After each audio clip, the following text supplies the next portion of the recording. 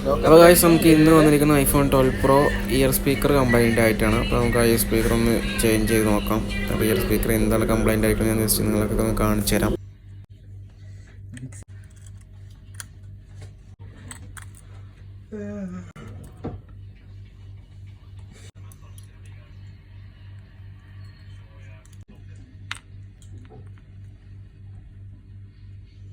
Guys, അപ്പോൾ normally ഒരു year speaker check ചെയ്യുന്ന ടൈമിൽ വർക്കിംഗ് കണ്ടീഷൻ ആണെന്നുണ്ടെങ്കിൽ അത് ബസർ അടിക്കും. കാരണം ഇയർ സ്പീക്കറിലുള്ളത് കോയിൽ, അപ്പോൾ അത് കണ്ടിന്യൂറ്റി ഉള്ളതാണ്.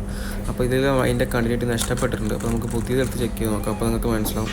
കറക്റ്റ് പറഞ്ഞാൽ വർക്ക് ചെയ്യുന്ന ഇയർ സ്പീക്കർ ആണെന്നുണ്ടെങ്കിൽ അത് കണ്ടിന്യൂറ്റി പോയിട്ട് ബസർ അടിക്കും. ബസർ അടിഞ്ഞിട്ട് ചെറിയൊരു വാല്യൂ നമുക്ക് കാണാൻ പറ്റും. അപ്പോൾ ഇത് ഓക്കെയാണ്. അപ്പോൾ നമുക്ക് ഇത് നേരെ ഫിക്സ് ചെയ്യാം.